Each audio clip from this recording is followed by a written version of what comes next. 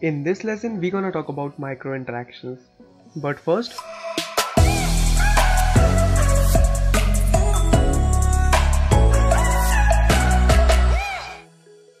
what are micro interactions? Micro interactions are the most common type of UI animation. They inform users when an action is successfully completed or when an operation is unsuccessful, basically helping users to visualize the result of each action.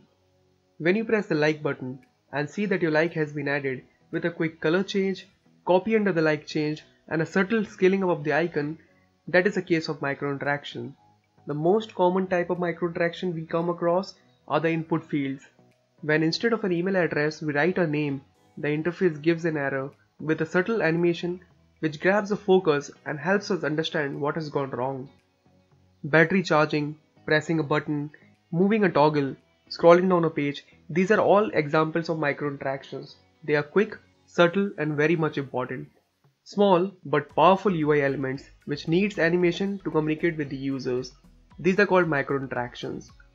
Here are some examples of micro interactions. Hamburger button micro interaction, CTA button micro interaction, add button micro interaction, tab bar, loading bar, progress bar, switch toggle, checkbox, icon, search field, tag micro interaction, circular loader, filters, pull to refresh. These UI elements though are very small but a very important part of a UI. When we interact with these elements use a subtle animation to guide us better. Important things about micro interactions. First, it shouldn't overload the page and it shouldn't be a distraction to the user, and second, it should serve the purpose. So in this lesson we're gonna have a look at these two micro interactions. So let's get started with the first one. So first micro interaction is pretty simple, and this micro interaction works with the help of Smart Animate. So let's break down a micro interaction. So I have two frames right in front of you. One of them is called hamburger menu and another one is called close. So we can see here, if I break down the layers, inside the hamburger menu I have this base, and then I have this top line, then I have this mid line, and then I have this bottom line.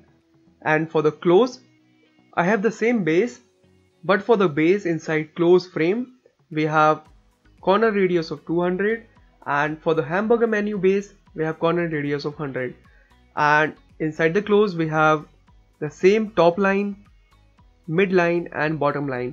So basically we are doing nothing but rearranging the lines from the hamburger menu to the close menu. So let's see what I have done here inside the design section. So basically what I'll do, I'll just recreate the same close frame again. I have duplicated the hamburger menu and now I'm gonna rename the hamburger menu to close, and now I'm gonna move this midline to center and gonna move this top line to center and gonna move this bottom line to center. All the three lines are in the center. Now I'm gonna rotate the bottom line by 45 degrees and the top line by minus 45 degrees, and for the midline I'm gonna rotate it to 45 degrees. That's it. So that's how a close icon is made, by rearranging the layers from the hamburger menu. Now we need to just change the colors, and I'm gonna select all the three layers and gonna go here and change the color, and that's the color code FF6900. And I'm gonna do a small thing. I'm gonna select the midline and reduce the opacity to 0. Also the base, so I'm gonna change the corner radius of the base for the close frame to 200. Now the design is ready for the close frame. Now the only thing we need to do is create a connection between the hamburger menu and close, and vice versa. So I'm gonna delete the old one because we have already created the new one, so I'm gonna delete it, and we're gonna go to this hamburger menu, gonna click on this circular node and drop the connection towards closed and add the connection to the close, and inside the interaction details we're gonna add trigger as on click, navigate to close, and for animation we're gonna change it to Smart Animate, and I'm gonna change it to ease in and out back, or so we have a subtle springy kind of motion, and I'm gonna change the duration to somewhere around 800 milliseconds. That's it. Now I'm gonna go to close, do the same thing towards hamburger menu, and the properties will be same. So I'm gonna close it. So we have closed the loop. Whenever we're gonna click on the hamburger menu, it's gonna turn to close button, and when I click on the close button, it should turn into a menu icon. So let's preview this animation. So here we are. I'm gonna tap on the button, and that's how the animation looks like. Pretty smooth, right? So that's how you create a micro interaction using Smart Animate, and by reusing the same layers so that it looks pretty smooth and fluid. The best part about this animation is the base, which is also turning from 100 pixels corner radius to 200 pixels. So that's looking pretty amazing.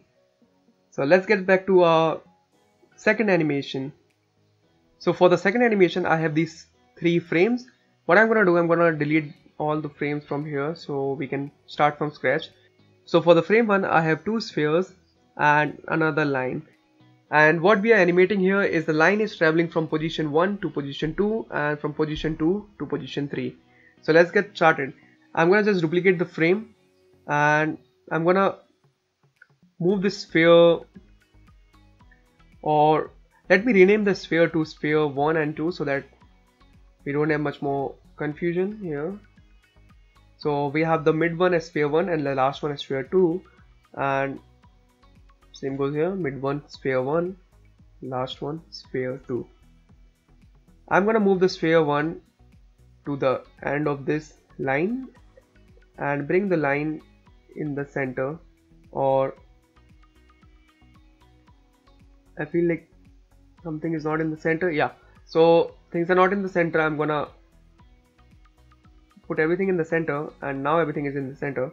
Same goes here, select everything, put it in the center. Okay, this is the frame 2. Now I'm gonna duplicate the frame again, and this is the frame 3. I'm gonna move this sphere 2 to here, and so that the distances between each of them is 50 pixels, which is okay. This is fine. Let's check here. Fine. This looks good. Okay, now our line should move from position or frame 1 to frame 2 and to frame 3. So let's animate these. So I'm gonna add an interaction to frame 1 and towards frame 2. Interaction detail says on click, navigate to frame 2, animation, smart animate, ease in, ease out, and we're gonna decrease the milliseconds to 600. And from frame 2, we're gonna do the same, and frame 3, we're gonna do the same towards frame 1. So the whole loop is completed, and the properties remain same. So that's it. It's how quickly you can create your own micro interaction by using Smart Animate, and by duplicating the layers and keeping the layers name same. Then only the Smart Animate will work. So let's preview this animation.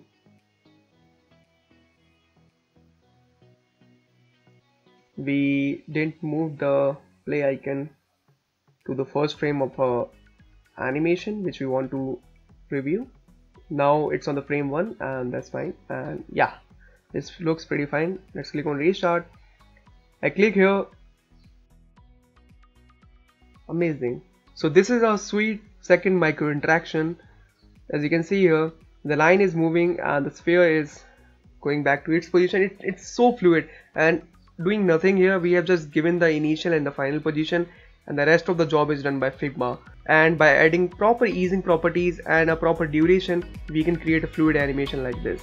Have a wonderful day ahead, and see you guys in the next video.